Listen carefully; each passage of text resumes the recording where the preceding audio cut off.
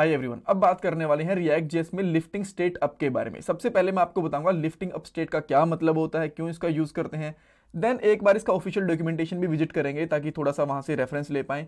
फिर हम लोग दो कंपोनेंट्स बनाएंगे और उन दोनों कंपोनेंट्स के बीच में स्टेट के साथ में डाटा को शेयर करके देखेंगे कि कैसे एक कंपोनेंट से दूसरे कंपोनेंट में डाटा को ट्रांसफर कर सकते हैं with the help of lifting state up. और लास्ट में कुछ इंपॉर्टेंट इंटरव्यू क्वेश्चंस भी डिस्कस करने वाले हैं। ये रिएक्ट जेएस 19 की हमारी प्लेलिस्ट है हिंदी में, जो आपकी डेफिनेटली हेल्प करने वाली है रिएक्ट जेएस की जॉब प्रोजेक्ट इंटरव्यूज में। सो पूरी प्लेलिस्ट देखना, लिंक मैंने डिस्क्रिप्शन बॉक्स में डाल दिया। अब पहले क्वेश्चन की तरफ चलते हैं कि लिफ्टिंग स्टेट अप का मतलब क्या होता है। देखो, जब आप लोग स्टेट की हेल्प से एक कंपोनेंट से दूसरे कंपोनेंट में डाटा को ट्रांसफर करना चाहते हो, फिर शेयर करना चाहते हो, तब हम लोग लिफ्टिंग स्टेट अप का यूज करते हैं। इसमें क्या होता है, पहले छोटा सा एग्जांपल दिखाता हूं, देन उसके बाद में बहुत आराम से समझ पाओगे आप। हमारे पास यहाँ पे एक कंपोनेंट है, मान लो ऐप, और इसके दो चाइल्ड हैं, एक डी एक ई। तो आप क्या चाहते हो कि ई का जो डाटा है ना वो डी में आपको भेजना है। तो आप क्या करोगे, ई के डाटा को पहले पेरेंट कंपोनेंट में भेजोगे, देन पेरेंट कंपोनेंट से डी में भेजोगे। तो इस केस में हमें क्या करना पड़ता है, जो ई की जो स्टेट है ना उसको पेरेंट कंपोनेंट में डिफाइन करना पड़ता है। तो इसलिए हम लोग बोल देते हैं कि जो हमारी स्टेट है ना उसको एक कंपोनेंट लिफ्ट अप कर दिया, तो इसीलिए हम लोग इसको बोलते हैं लिफ्टिंग स्टेट अप, इस तरीके से। ऑलराइट, आपको समझ में आ गया कि जब हम लोग एक कंपोनेंट से दूसरे कंपोनेंट में डाटा ट्रांसफर करते हैं स्टेट की हेल्प से, तो हमें पहले पेरेंट में जाना पड़ता है, पेरेंट में डाटा को लेके जाना पड़ता है स्टेट के, देन दूसरे चाइल्ड कंपोनेंट में जाएगा, और इसी प्रोसेस को क्या बोलते हैं, लिफ्टिंग स्टेट अप।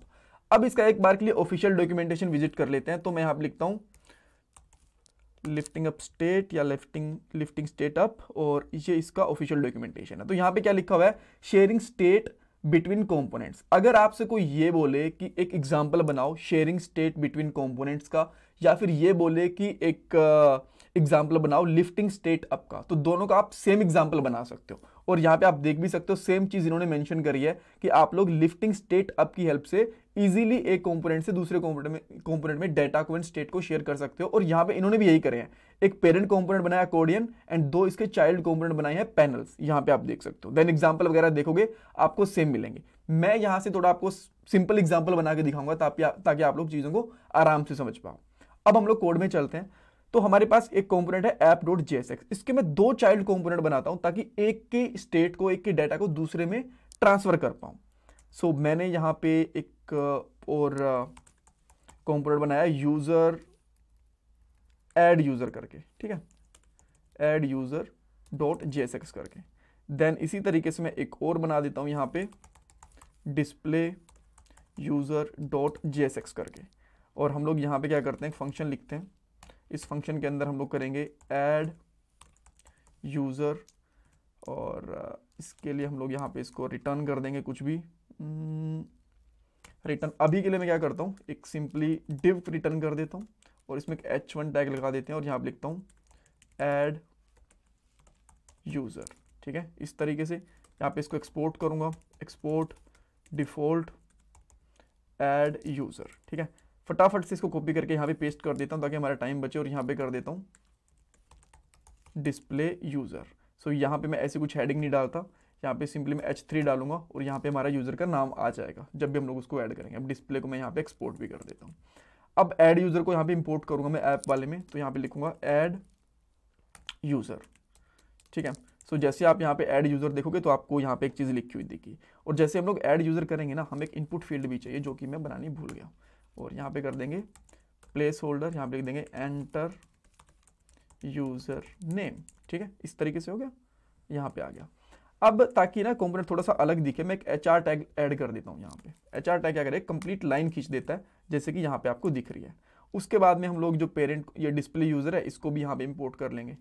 सो मैं यहाँ पे करता हूँ display user and then okay, display user आ गया, और ये यहाँ पे आपको दिख गया। बट डिस्प्ले यूजर के अंदर के लिए कुछ दिखाने का नहीं है। अगर मैं एक बार के लिए लिख दूं यहाँ पे डिस्प्ले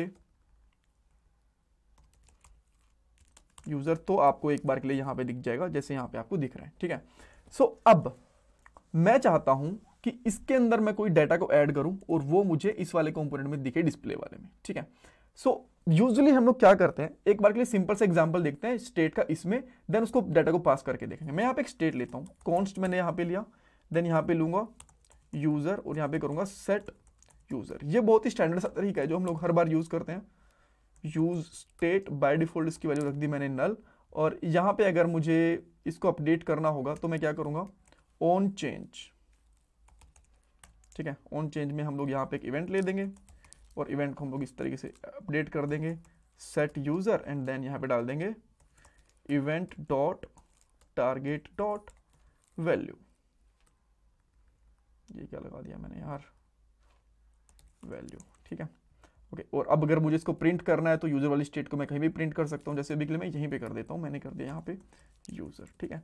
तो यहाँ पे आऊँगा, जैसे मैं यहाँ पे कुछ भी लिखता हूँ यहाँ पे मुझे दिख रहा है, ठीक है, यहाँ पे। बट ये तो सेम कंपोनेंट के अंदर है ना, मुझे तो अलग से कंपोनेंट में लेके जाना है इस वाले कंपोनेंट के अंदर। तो इसके लिए जो स्टेट है ना, इसको पेरेंट वाले कंपोनेंट में लेके चले जाओ। इसको लेके चला गया मैं यहाँ पे, ठीक है, लेके चला गया। अब मुझे ये डिस्प्ले तो करवाना है नहीं यूजर वाला, तो इसको भी मैं हटा देता हूँ। अब मुझे यहाँ पे क्या चाहिए, मुझे सेट यूजर चाहिए जो यहाँ पे है। तो मैं यहाँ पे प्रोप्स के थ्रू पास कर दूंगा इसको, मैं यहाँ पे कर दूंगा सेट यूजर, और यहाँ पे इस स्टेट का जो सेट वाला फंक्शन है इसको पास कर दूंगा यहाँ पे। एंड देन यहाँ पे आगे ऐड यूजर में इसको गेट कर लूंगा सेम इसी वाले को। सो यहाँ पे लिखूंगा प्रोप्स के थ्रू गेट कर लूंगा सेट यूजर इस तरीके से, ठीक है। अब आ गए हमारे पास। अब कोई एरर तो नहीं है, पहले तो ये देखते हैं। कोई तो एरर है यहाँ पे जिसकी वजह से काम कर नहीं पा रहा। लेट मी सी, इसको इंस्पेक्ट करके देखते हैं, एंड देन लेट्स सी क्या है, क्या कह रहा है ये। ओके, इसने बोला use state is not defined, बिल्कुल सही कह रहा है, बिकॉज ये यूज स्टेट है ना, ये तो हम लोगों ने ऊपर डिफाइन ही नहीं करी। तो इसको मैं यहाँ से कट करके यहाँ पे सबसे टॉप पे लगा दूंगा, बिकॉज ये लाइब्रेरी से इंपोर्ट है तो सबसे टॉप पे लगाएंगे। तो अब भी सही है, कोई दिक्कत नहीं है, बिल्कुल परफेक्टली काम कर रहा है इसके अंदर, ठीक है।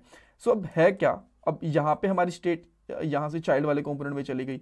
अब अपडेट भी हो रही है, जैसे मैं कुछ कर रहा हूँ, डिस्प्ले करना है इसमें।